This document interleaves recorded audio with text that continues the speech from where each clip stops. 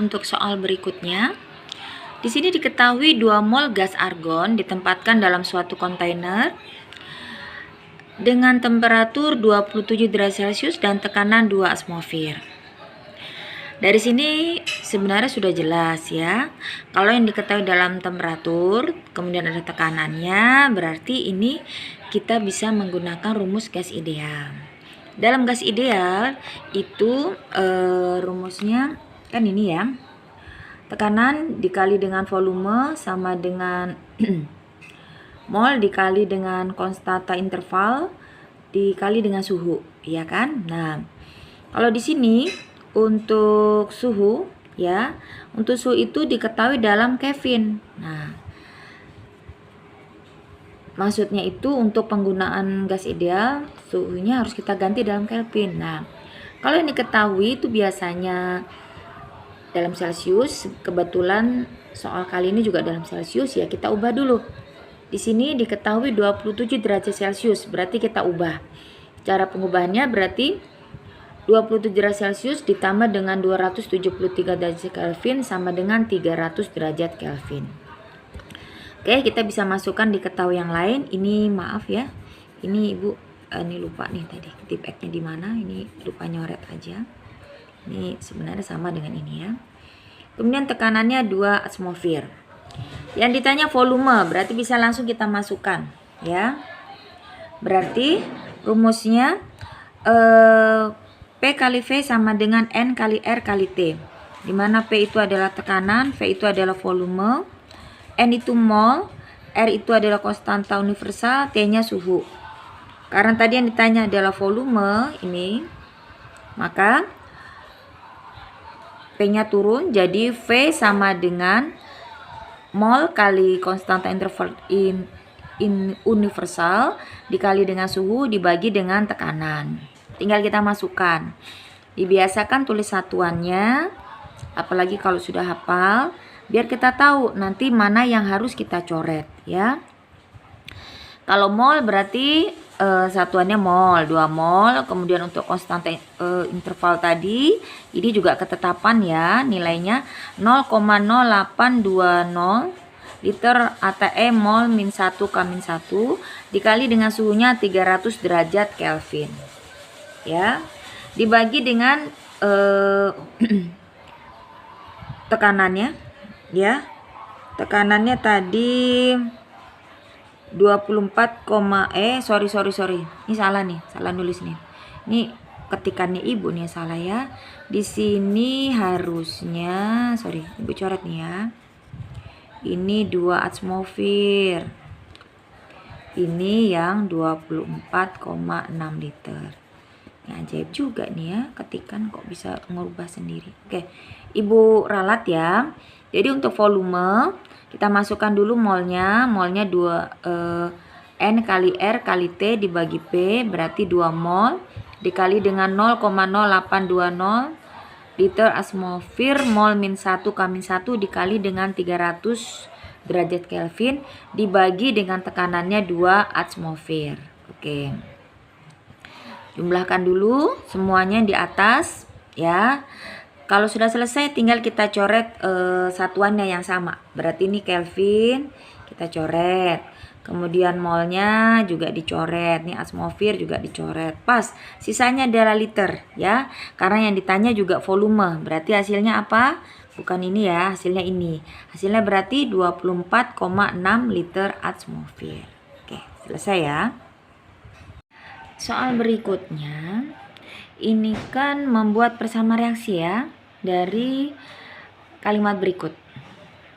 Ini sebenarnya membiasakan aja kalian sering membaca tentang nama-nama senyawa atau unsur ya, jadi terbiasa. Di sini kalimatnya ibu menggunakan nama senyawa yang digunakan dalam kehidupan sehari-hari ya. Kalau menggunakan tata nama IUPAC berarti CH4 ya. CH4 itu kan berarti karbon tetrahidrida ya. Di sini ibu tuliskan adalah untuk nama lainnya ya. Kemudian untuk lambang S, lambang G, lambang AQ ini itu adalah wujud zat ya. Jadi diingat. Ini huruf kecil semua, inilah. Ini berarti wujud zatnya, ini padat, ini gas.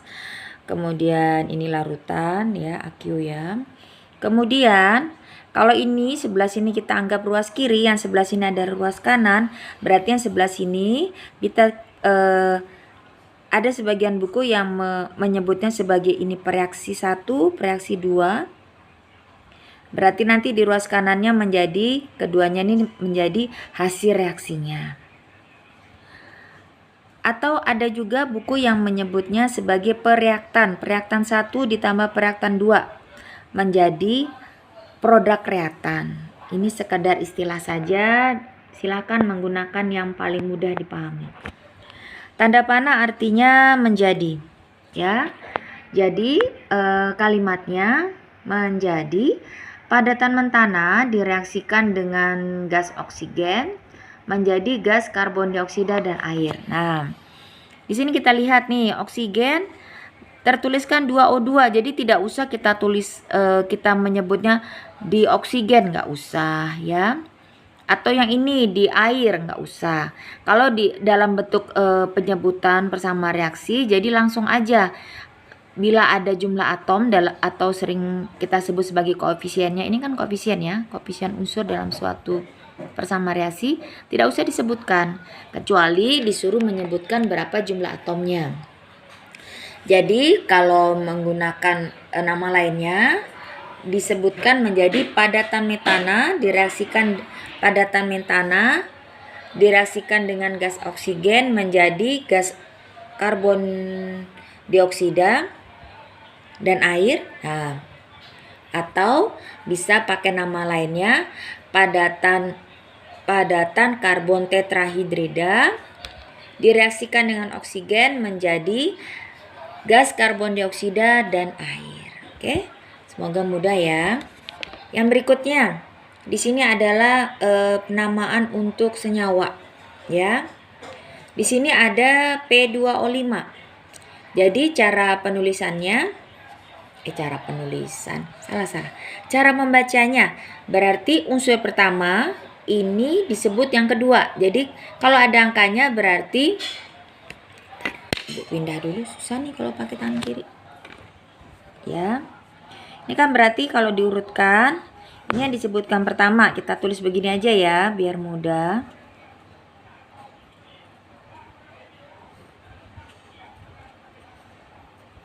Semoga kelihatan ya.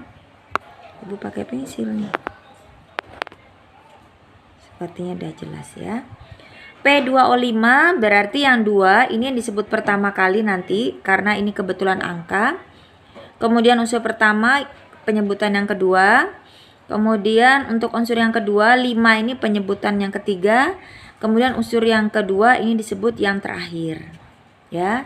Jadi bacanya sesuai dengan urutan dalam bahasa Latin 2 itu di, 5 itu penta. Jadi di fosfor pentaoksida.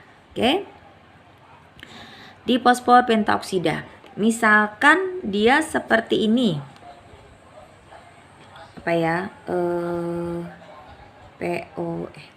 Jangan PO deh. Ini aja dah. LiO. Kalau ini kan mudah ya. Kalau ini nggak ada angkanya, berarti bisa langsung disebut. L itu litium, O itu oksida. Jadi litium oksida. Kalau yang angka tadi sudah paham ya. Ini urutannya berarti di fosfor pentaoksida. Kemudian untuk nama ini adalah nama untuk ciri khas apa kalau OH? Ya benar sekali. OH itu adalah ciri khas untuk basa. Ini tidak usah disebut dinya ya. Kalau disuruh menyebutkan namanya langsung saja barium hidroksida ya. Apalagi ya? Atau seperti ini. Kalium hidroksida. Jadi diingat ya, kalau basa itu selalu diakhiri dengan OH ciri khasnya. Kalau asam bagaimana? Kita tulis di sini. Kalau asam berarti diawali dengan H. Contohnya ada asam fluorida, asam iodida, ya. Atau yang agak panjangan, misalkan ini dari 3 unsur. Berarti asam nitrat, ya. Kalau ini berarti sama dengan yang kemarin sudah Ibu jelaskan di kelas. Ini caranya memberi nama gimana? Ini karena dari 3 unsur, ya. Kalau dari 3 unsur berarti kita pilah dulu mana yang sebagai katoda, mana yang sebagai anoda. Di sini katoda pasti yang paling depan, ya. Hidrogen. Hidrogen itu sebagai katoda. Ini sebagai anoda. Tulis aja. Kita tulis ya seperti ini. Aduh, terlalu minggir nih. Katoda, anoda. H positif 1. Kenapa Ibu tulis H positif 1? Karena kan dia golongan 1A. Oke. Ditambah dengan di sini NO3. Ya. Ini selalu seperti ini kalau nanti lihat di mana aja. Aduh, ntar Ibu tulis dulu baru dikamerain, susah nih. Sambil ngomong sambil pegang kamera. Oke. Ini jadinya. Ya. Jadi apa tadi? Asam nitrat. Asam nitrat itu dari katodanya adalah hidrogen positif 1 ditambah NO3 negatif 1. Jadi namanya HNO3. Jadi kalau ketemu senyawa dari 3 unsur itu yang diingat ini nih anoda. Yang diingat adalah yang unsur yang senyawanya itu tersusun dari 2 unsurnya. Biar mudah ingatnya. Kalau ini kan mudah ya. Semua yang diawali dengan H selalu asam. Gitu ya. Oke, paham ya? Semua yang diakhiri dengan OH selalu basa. Ini contohnya ada KOH, BaOH, apalagi ya? NaOH ya. Oke. Berarti apa? Ya benar, natrium hidroksida. Oke, selesai ya untuk soal tata namanya. Berarti ini nanti masuk dalam salah satu kisi-kisi untuk pas ya. Lanjutkan soal berikutnya. Ibu baca dulu ya. Diketahui reaksi kalsium karbonat berwujud padat direaksikan dengan larutan asam klorida menjadi kalsium klorida, larutan kalsium klorida dan air dan gas karbon dioksida.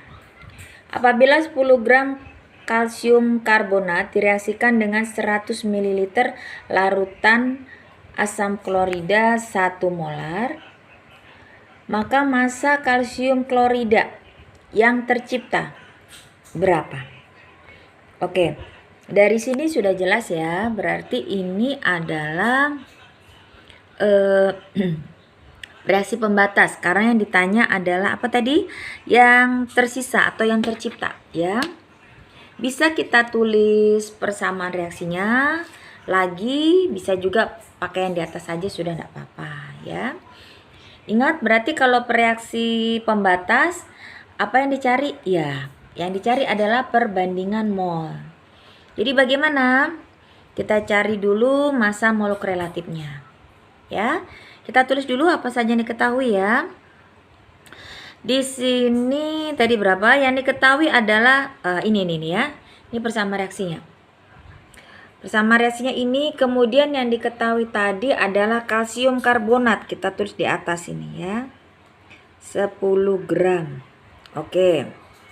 Kemudian yang ditanya berapa massa kalsium klorida. Berarti ini yang ditanya, ya kan? Nah, Ibu pernah sampaikan reaksi pembatas itu adalah kita mencari perbandingan mol dari masing-masing reaksi pembentuk senyawanya. Jadi bagaimana kalau yang diketahui cuma salah satu reaksinya saja? Kita ingat ya, kita misalkan jadi 100 gram. Karena di sini yang diketahui adalah massa kalsium karbonatnya adalah 10 gram ya. Ingat materi hukum Lavoisier, masa sebelum dan sesudah reaksi adalah sama. Jadi bagaimana? Karena yang diketahui adalah salah satu reaksi, jadi kita anggap hasilnya nanti adalah 100 gram ya. Jadi tinggal dikurangkan aja ya. Karena menurut hukum Lavoisier masa sebelum dan sesudah reaksi adalah sama, jadi kita kurang 100 dikurang 10 ya. Sama dengan 90. Nah, 90 gram ini adalah sebagai masanya asam klorida. Ya, yang ini tadi. Tulis dulu. Jadi masanya asam kloridanya 90 gram. Oke, ini ya sudah. Sekarang ini yang ditanya. Oke, solusi. Selanjutnya, kita cari dulu mana yang belum diketahui. Perbandingan mol berarti kalau cari mol, kalau yang diketahui adalah dalam gram, berarti molnya adalah massa dibagi massa molekul relatif. Di sini tidak diketahui massa molekul relatifnya, yang diketahui adalah massa atom relatif. Kita cari dulu, ya. Ini langsung Ibu kasih jawaban. Berarti kalau ditulis rumusnya bagaimana ini? Massa molekul relatif dari kalsium karbonat adalah AR dari kalsium ditambah dengan massa atom relatif karbon ditambah dengan 3 jumlah atom dari oksigen. 3 kali massa atom relatif oksigen. Hasilnya adalah 100. Untuk massa molekul relatif asam klorida atau reaksi yang kedua, yang ini. Ya, nih ya. Bagaimana? Massa molekul relatif asam klorida sama dengan massa atom relatif hidrogen ditambah dengan 1 massa atom relatif klorin. Ini semua sudah diketahui ya di dalam SPU. Jadi hasilnya 36,5. Selesai. Tinggal kita masukkan perbandingan molnya. Perbandingan mol untuk kalsium karbonat ditambah dengan asam klorida.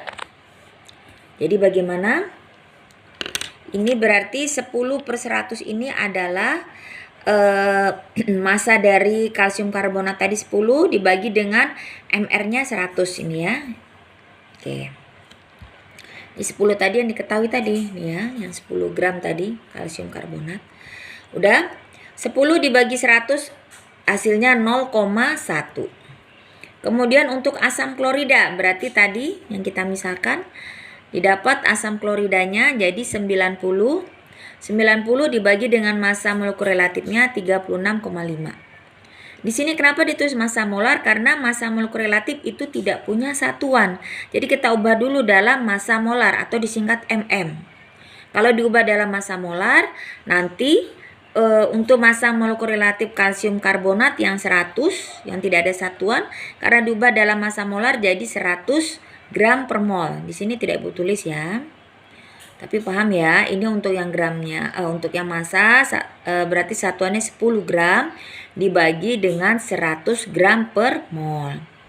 Begitu juga untuk asam klorida, berarti 90 gram dibagi dengan 36,5 gram per mol.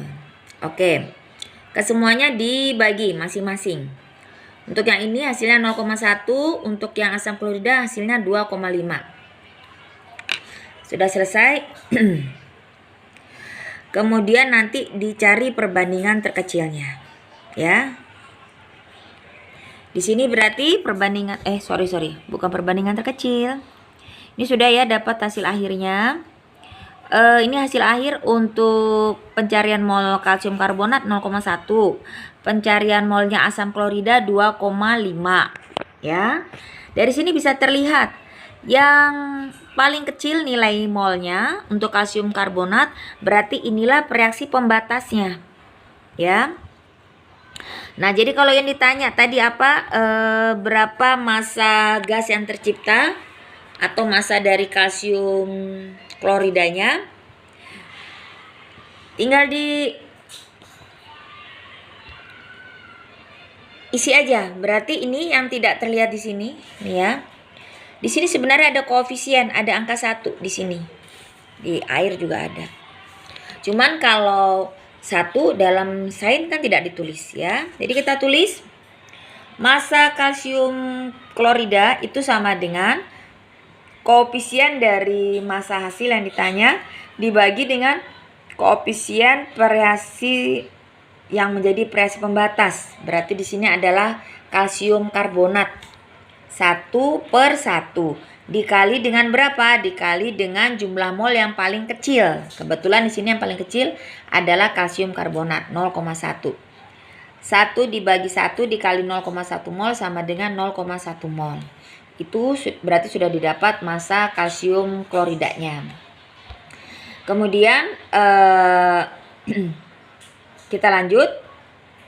Untuk massa sama dengan mol N dikali MR berarti 0,1 mol. Ini tadi variasi pembatas atau yang paling kecil tadi. Dikali dengan masanya CaCl2. Massa molekul relatifnya maksudnya ya. Karena yang ditanya kan CaCl2. Atau kita cari dulu MR dari CaCl2. Ya, MR dari CaCl2 berarti AR-nya CA itu tadi berapa? 40. Ini ditambah dengan 2 kali ArCl. Ibu tulis dulu ya, biar enak omongnya. 35,5. Oke. Ini ya, MR-nya kalsium klorida. Berarti massa atom relatif dari kalsium ditambah dengan 2 kali massa atom relatif klorin. Ini bisa ya, semua sudah bisa ya menentukan massa molekul relatif ya. Duanya ini dari jumlah atom dari klorinnya. Oke, di jumlah hasilnya 111. Tinggal dimasukkan aja. Berarti 0,1 tadi variasi yang paling kecil dikali dengan MR dari CaCl2 111 ya. Kalau gram berarti ini yang molnya sama dicoret, sisanya gram. Hasilnya 11,1 gram. Selesai. Berarti apa tadi? Berapa massa Berapa massa kalsium klorida yang tercipta? Massanya berarti berapa? 11,1 gram. Oke. Untuk soalnya ini, variasi pembatas kali ini semoga bisa dipahami ya.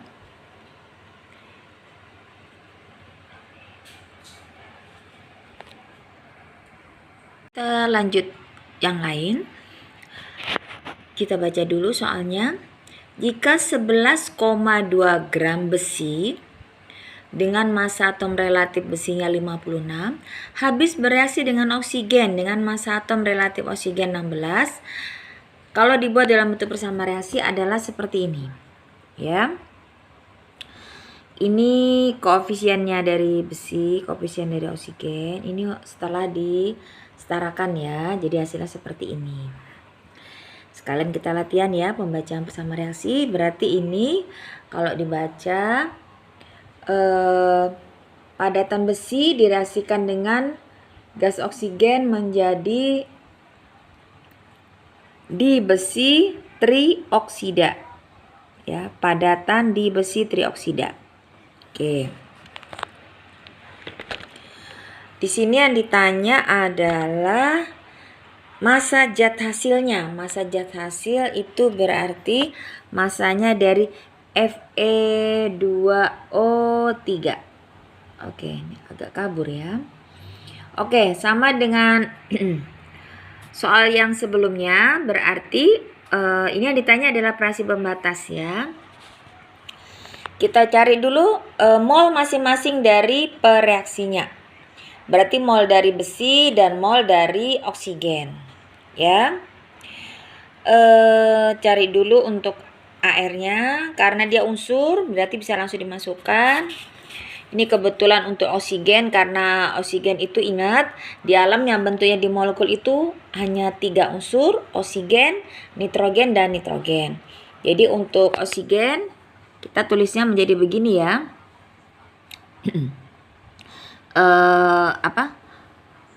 Ibu tulis ini aja biar enak ya. Berarti massa molekul relatif dari oksigen O2 berarti 2 dikali massa atom relatif oksigen berarti 32. Oke, ini ya. Oke, kita lanjut. Masukkan berarti molnya sudah dicari tadi airnya ya. Berarti bagaimana? Jumlah mol dari besi sama dengan 11,2 gram. Karena diketahui tadi 11,2 gram ya.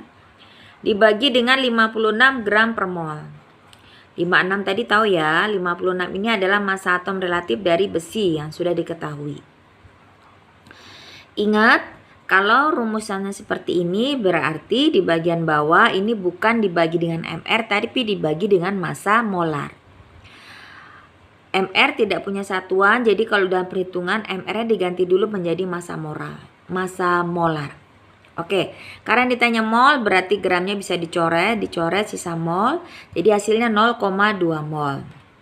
Untuk oksigen sama, jadi mol dari oksigen sama dengan 88,8 ini adalah massa dari oksigen. Dapatnya dari mana?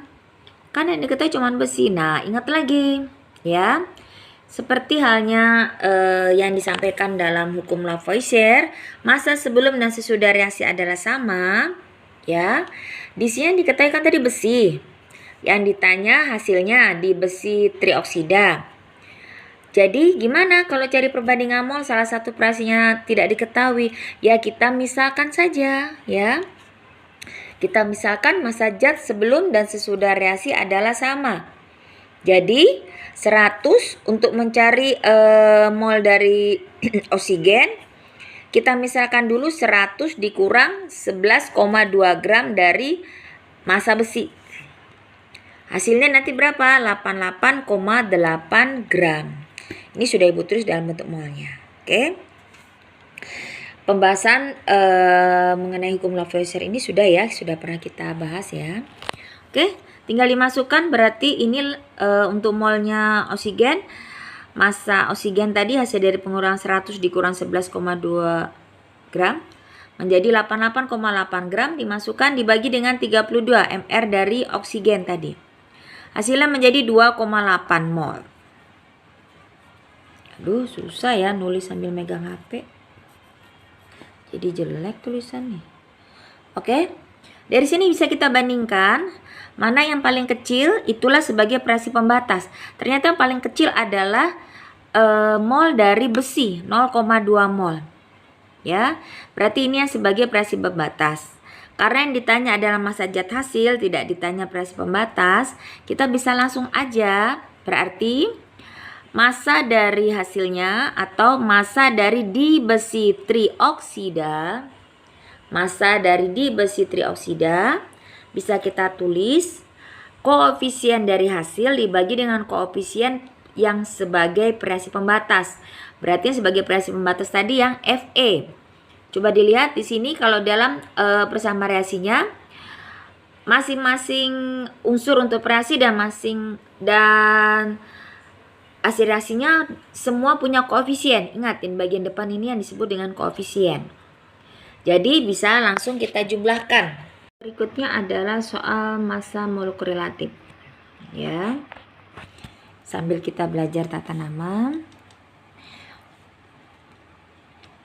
Ini ingat, kalau SO4 itu berarti sulfat. Jadi ini bacanya langsung, ini tidak usah disebutkan. Jadi namanya aluminium sulfat. Oke. Yang ditanya massa molekul relatif dari aluminium sulfat. Berarti 2 ini adalah milik aluminium. 3 di luar ini milik semua yang ada di dalam kurung. Jadi 3 ini milik belerang, 3 ini juga milik oksigen. Oksigen sudah punya jumlah atom 4, berarti 4 kali 3, 12 untuk oksigen. Sedangkan untuk belerang, ini di sini sebenarnya ada 1, cuma tidak tertulis karena 1 tidak usah dituliskan. Jadi 1 dikali 3 untuk jumlah atom belerang. Jadi jika dituliskan massa molekul relatif dari aluminium sulfat sama dengan 2 dikali massa atom relatif aluminium ditambah 3 kali massa atom relatif belerang ditambah 12 kali massa atom relatif oksigen. Ya, ingat tadi 12 dapat dari mana? 4 kali 3. Hasilnya berarti ya tinggal dimasukkan Hasilnya berarti 342. Oke, selesai. Ini untuk soal nomor 11 ya. Jika ditanya massa molekul relatif. Kemudian soal berikutnya. Ini yang soal kemarin yang rame itu ya. Di situ Ibu cuman menuliskan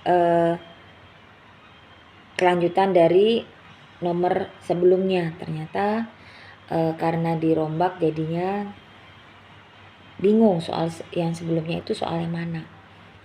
Oke, karena maklum ini aplikasi yang pertama kali digunakan, jadi Ibu tidak tahu kalau soalnya itu teracak ternyata ya. Jadi soalnya jadi teracak semua.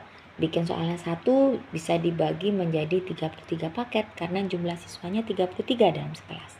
Oke, gak masalah, kita bisa ulang saja. Jika pertanyaannya seperti ini, berapa massa 0,2 mol aluminium sulfat? Berarti massa dari berapa massa 0,2 mol aluminium sulfat sama dengan molnya. Ini langsung Ibu tuliskan, berarti 0,2 dikali dengan massa molekul relatif aluminium sulfat. Jadi berapa? 0,2. Ini tadi sudah ya penjumlahannya tadi yang kita jumlahkan tadi hasilnya. Jadi berapa? 0,2 dikali dengan 342 gram ya. Ini sebenarnya gram per mol kan ya. Karena diubah dalam massa molar. Oke, yang ditanya massa berarti ini tadi 0,2 mol juga ya kan. Molnya dicoret sisa gram. Jadi hasilnya 68,4 gram. Oke. Paham ya? Berarti kalau ditanya massa langsung dikalikan aja molnya dengan massa molekul relatifnya. Jadi hasilnya seperti ini. Oke. Selesai ya untuk 2 soal sekaligus. Kita lanjutkan penjabaran soal stoikiometri berikutnya. Ini tentang rumus empiris kembali ya. Tentukan rumus empiris dari senyawa yang mengandung 29,11% natrium, 40,51% belerang, dan sisanya oksigen. Oke, jelas. Kemarin ingat untuk mencari rumus empiris kita melakukan perbandingan mol. Tapi di sini ternyata sisa oksigennya belum diketahui berapa masanya. Sebenarnya bisa jadi simpel. Tinggal kita ingat saja tentang hukum stoikiometri yang pertama, hukum skala massa. Massa sebelum dan sesudah reaksi adalah sama. Maka kita anggap nanti hasilnya itu adalah 100 gram. Jadi gimana? Jadi untuk mencari perbandingan mol, sebelumnya kita cari dulu massa oksigen karena massa oksigen kan tidak diketahui. Ya. Jadi kita anggap massa oksigen, ini sudah Ibu tulis ya. Massa oksigen sama dengan 100 dikurang 69,6 gram. 69,6 gram ini dapat dari mana? Didapat dari penjumlahan massa natrium dan belerang yang sudah diketahui. Jadi 29,11 ditambah 40,51 itu adalah 69,6. Nah, tinggal kita kurangkan saja, berarti 100 dikurang 69,6. Hasilnya 30,38 atau kita bulatkan menjadi 30,4. Oke, sudah dapat. Jadi kita sudah dapat lengkap. Di sini Bu tulis dalam bentuk tabel biar mudah dipahamin ya. Jadi komposisinya untuk penyusun senyawa yang akan kita cari rumus empirisnya. Natrium 29,11, belerang 40,51, oksigen 30,38. Kemudian untuk perbandingan mol berarti kita pakai rumus massa dibagi dengan massa atom relatif karena ini yang diketahui dalam unsur ya. Jadi karena kalau massa atom relatif itu tidak mempunyai satuan, jadi susah untuk dihitung. Kita ubah dulu massa atom relatif menjadi massa molar. Agar memiliki satuan, untuk massa molar kan satuannya gram per mol. Jadi untuk natrium itu 23, untuk belerang itu 32, untuk oksigen itu 16. Oke, sekarang bisa langsung kita bagi ya. Jadi untuk natrium berarti massa dibagi AR-nya 29,11 dibagi 23. Untuk belerang berarti massa dibagi AR-nya 40,51 dibagi 32. Untuk oksigen juga begitu, massa dibagi massa atom relatifnya 30,38 dibagi 16. Hasilnya adalah untuk natrium 1,266, untuk belerang sama 1,266, untuk oksigen 1,899. Kalau sudah di sini, kalau kita sudah dapat perbandingan seperti ini, untuk mencari perbandingan terkecilnya sebagai rumus empirisnya, kita lihat saja mana yang paling kecil. Nah, yang paling kecil membagi dirinya sendiri, yang besar akan membagi yang kecil. Jadi 1,266 dibagi 1,26 hasilnya adalah 1. 1,266 dari belerang dibagi dengan 1,266 juga 1, karena yang kecil membagi dirinya sendiri ya. Nah, yang besar membagi diri dengan yang kecil, jadi 1,899 dibagi 1,26 adalah 2. Jadi rumus empirisnya tinggal kita masukkan. Kalau 1 dalam sains itu tidak usah ditulis. Jadi Na-nya 1, nih bagian belakangnya, belerangnya 1, oksigennya 2. Selesai, jadi rumus empirisnya dapat diketahui NaSO2. Oke, yang berikut ini adalah penentuan rumus molekul ya. Kalau soalnya seperti ini ya. Suatu zat memiliki massa molekul relatif sebesar 181,5 jika rumus empirisnya adalah C2HCl. Tentukan rumus molekulnya. Oke. Diingat ya, berarti rumusnya untuk mencari massa molekul relatif rumus molekul sama dengan mol dari massa molekul relatif rumus empiris. Jadi berapa? Tadi MR dari rumus molekul diketahui 181,5. Kita tulis. Kemudian mol dari C2HCl ya, tinggal dimasukkan. Berarti di sini tertuliskan ARC dikali 2 ya, ditulis seperti ini, ARH1, ARCl 35,5. Tinggal kita jumlahkan hasilnya 60,5. Jadi N-nya berapa? N sama dengan rumus molekul tadi yang diketahui 181,5 dibagi dengan rumus empirisnya 60,5 sama dengan 3. Kita ulang kembali untuk rumus empiris. Tadi rumus empirisnya berapa tadi itu? C2HCl. Jadi rumus empirisnya N-nya sudah diketahui, tinggal dimasukkan nih di belakang. Jadi dikali. Untuk C 2 dikali 3 6. Untuk H sebenarnya sini ada 1. Cuman kalau 1 dalam sains kan tidak usah ditulis. 1 kali 3 3, Cl 3. Selesai. Jadi rumus molekulnya C6H3Cl3.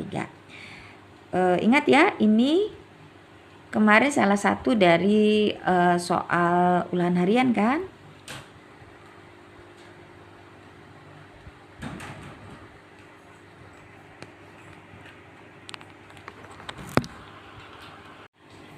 Oke, berikutnya rumus molaritas. Ini kemarin salah satu dari ulangan harian kan ya. Soalnya sebanyak 58,5 gram natrium klorida dilarutkan dalam 500 ml larutan. Hitung molaritas larutan natrium klorida tersebut. Oke. Ingat kan ya, berarti kalau molaritas rumusnya apa? Molaritas berarti M-nya besar. Molaritas sama dengan mol dibagi volume.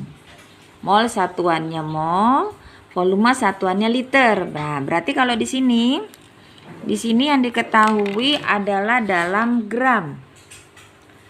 Ya. Sedangkan volumenya juga dalam mililiter. Jadi gimana dong? Berarti kita cari dulu molnya ya. Kalau di sini diketahui dalam gram, berarti cari dulu molnya. Kita pakai rumus apa? Ya, konsep mol. Berarti massa dibagi dengan massa molekul relatif dari yang diketahui yaitu natrium klorida. Ya, rumusnya jadi seperti ini, kebetulan sama ini ya. Masanya natrium klorida 58,5 gram dibagi dengan massa molar dari NaCl. Di sini belum Ibu ubah nih, masih mR ya. Seharusnya ini massa molar nih ya. 58,5 gram per mol. Oke, karena yang ditanya mol berarti yang sama ini gramnya bisa sama-sama kita coret sisa mol. Hasilnya 1 mol. Oke, selesai. Kemudian kita konversi dulu untuk volumenya. Tadi diketahui dalam 500 ml.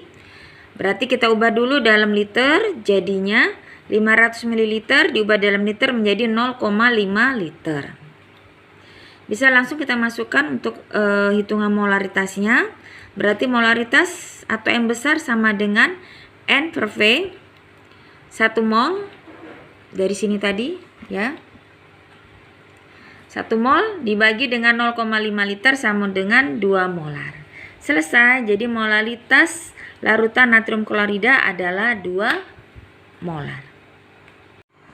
Ya, kita lanjut. Ini untuk reaksi pembatas. Ini juga kemarin sebagai soal PPH. Kok PPH sih? Lan harian ya. Ibu lupa ini di kelas berapa. Yang ditanyakan 0,5 mol magnesium hidroksida bereaksi dengan 0,5 mol asam klorida. Bersama reaksinya seperti ini kalau sudah disetarakan, berarti gimana bacanya? Larutan magnesium hidroksida ditambah dengan asam klorida menjadi magnesium diklorida, larutan magnesium diklorida ditambah larutan air. Oke. Yang ditanya adalah reaksi pembatas, reaksi sisa, dan mol dari yang dihasilkan, atau di sini yang ditanya kebetulan mol dari magnesium diklorida. Diingat, untuk reaksi pembatas berarti kita mencari perbandingan mol itu sama dengan perbandingan koefisien. Ini sudah ya, tadi kita setarakan dulu bersama reaksinya, udah selesai. Untuk cari perbandingan mol, ya.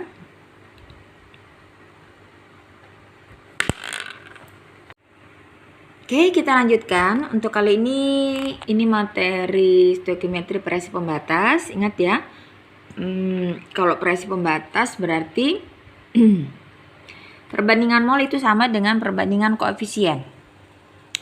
Ini ada kesalahan dikit ini ya.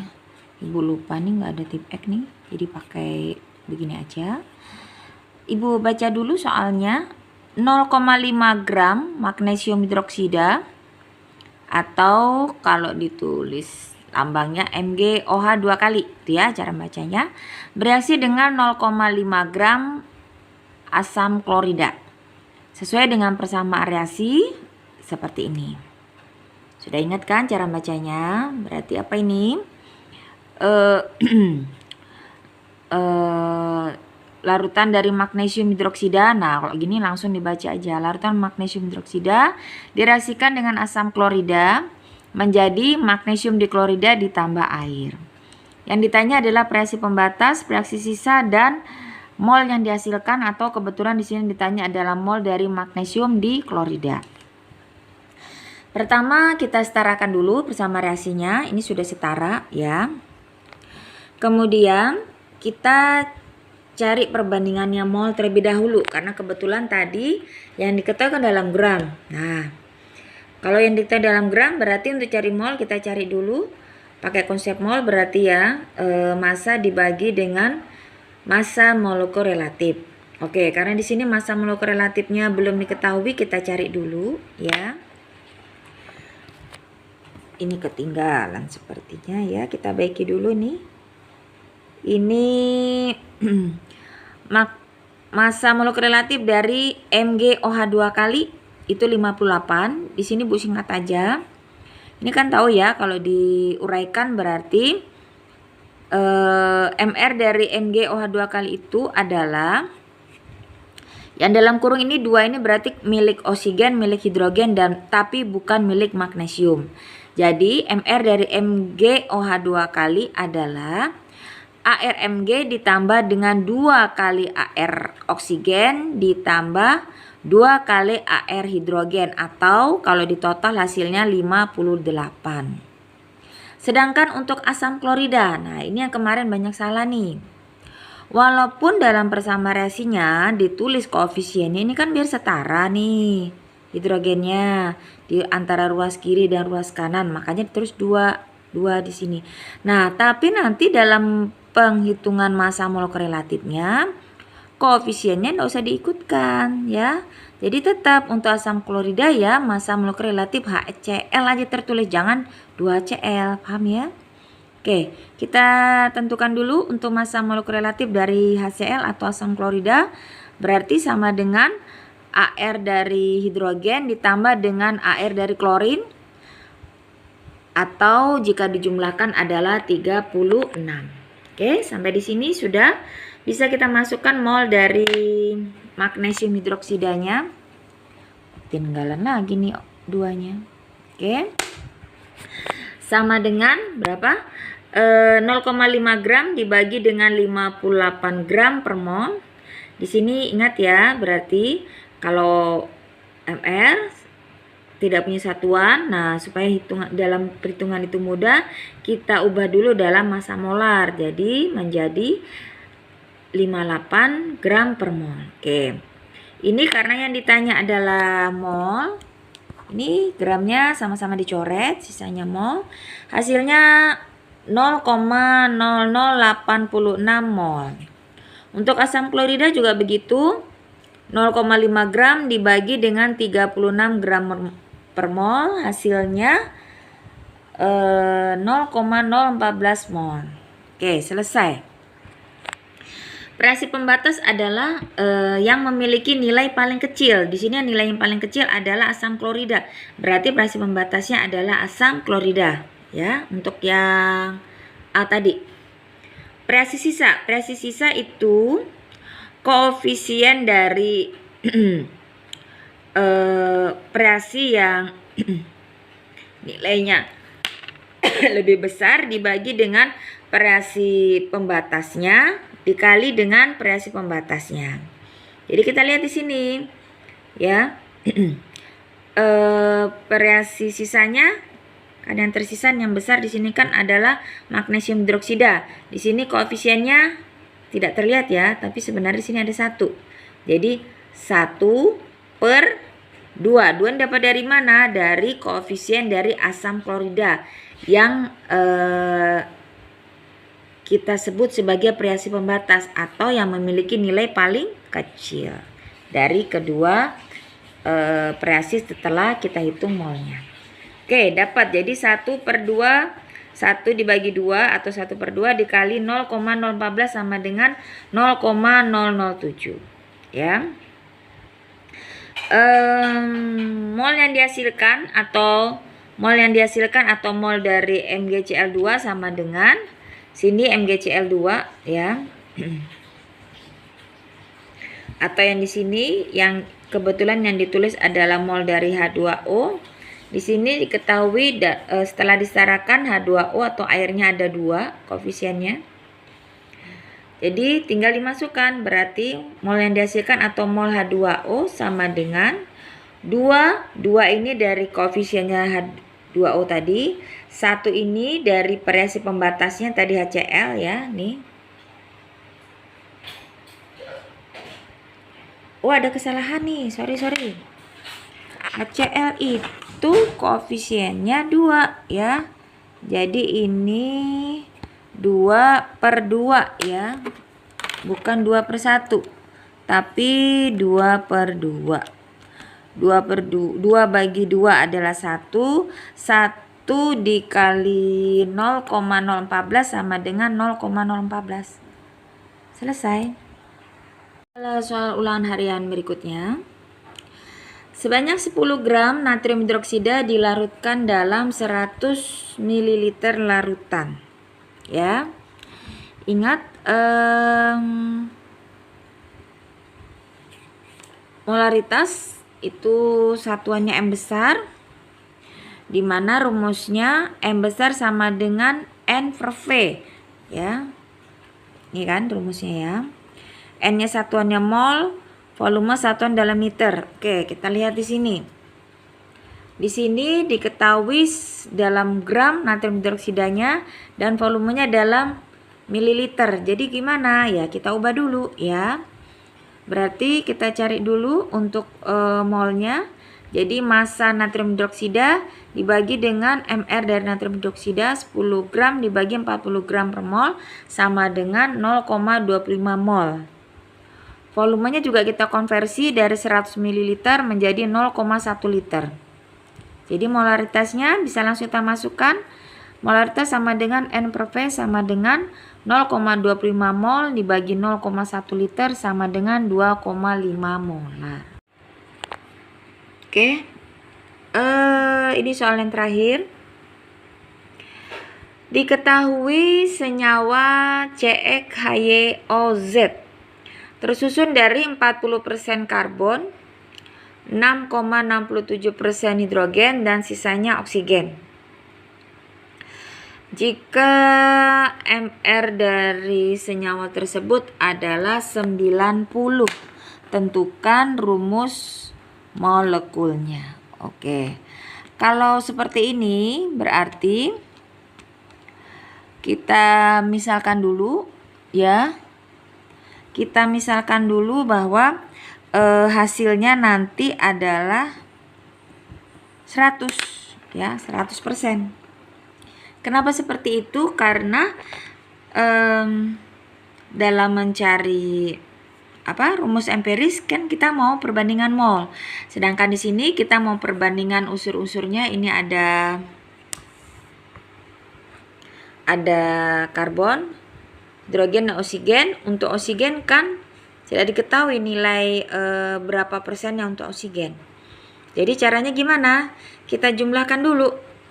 Yang dijumlahkan berarti tadi yang sudah diketahui apa? Tadi yang sudah diketahui adalah massa dari karbon dan hidrogen. 40% ditambah 6,67%, hasilnya adalah 46,7% ya. Jadi karena kita anggap hasil akhirnya nanti adalah 100 ya. Jadi bisa kita tulis untuk di sini belum Ibu tulis ya. Atau kita cari pulpen hitam dulu biar jelas ya. Lupa tadi Ibu ketik ini ya. Berarti di sini kita tulis aja nih ya. Massa oksigen ya sama dengan 100 dikurang 46,7 gram. 46,7 gram dapat dari mana? Dari penjumlahan 40% karbon ditambah 6,67% hidrogen. Hasilnya 46,7 ya. Kita kurangkan hasilnya nanti 53,3 ya. Karena mol itu satunya dalam gram, jadi persen ini bisa kita anggap dalam gram saja. Oke. Sudah selesai.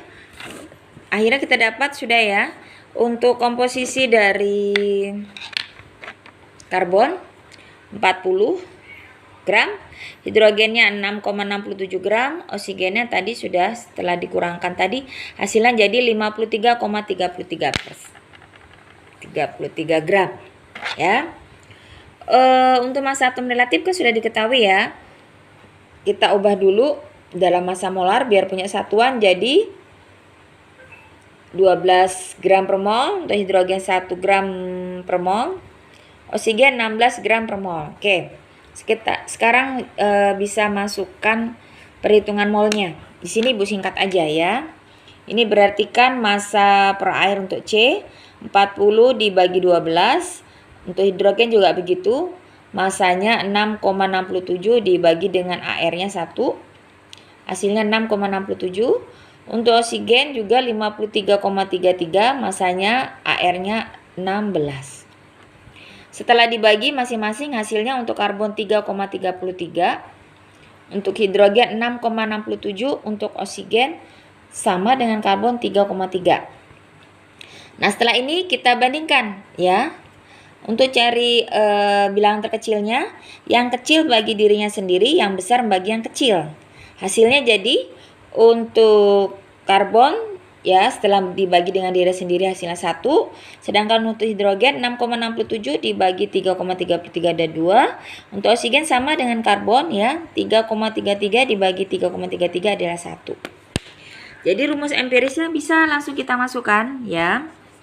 Ini untuk menulis CXHYOZ-nya, berarti C-nya di sini 1, kan tidak tertulis ya.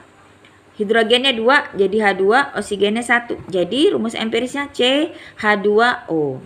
Oke. Kita kembali ke soal tadi. Soal tadi yang ditanya adalah rumus molekul dan MR senyawanya diketahui 90. Oke. Ini adalah untuk hitungan rumus molekulnya. Ingatkan ya, rumusnya berarti untuk rumus molekul, MR rumus molekul sama dengan mol dari massa molekul rumus empiris. Tadi sudah dapat ya hitungan empirisnya CH2O. Oke, kita masukkan aja. Tadi diketahui rumus molekul ini tadi ya 90. Kita masukkan 90. 90 sama dengan mol dikali CH2O. Jadi gimana? ARC, massa atom relatif karbon, ditambah 2 kali massa atom relatif hidrogen, atau dibalik begini tidak apa-apa, ditambah massa atom relatif dari oksigen. Setelah dijumlahkan hasilnya adalah 30. Jadi N sama dengan 90 per 30 sama dengan 3. Oke, ini tadi rumus empirisnya ya. CH2ON. Nah, N-nya sudah diketahui tadi 3, tinggal dimasukkan. Jadi tinggal kita kali. Di sini yang tidak terlihat ini sebenarnya 1 kan ya. Jadi hasilnya 1 kali 3, 3. 2 kali 3, 6. 1 kali 3, 3. Jadi rumus molekulnya C3H6O3. Oke, sampai sini sudah selesai penjabaran PPH dan ulangan hariannya. Semoga lancar. Itu juga sebagai kisi-kisi penilaian akhir semester, termasuk juga tata nama ya. Jadi silakan dipelajari, disimak baik-baik. Untuk ulangan kimia nanti kalian boleh menggunakan kalkulator tapi saintifik. Sehat selalu, semoga sukses. Assalamualaikum warahmatullahi wabarakatuh. Bila ada yang perlu ditanyakan, silakan ditanyakan saja. Sekian, terima kasih.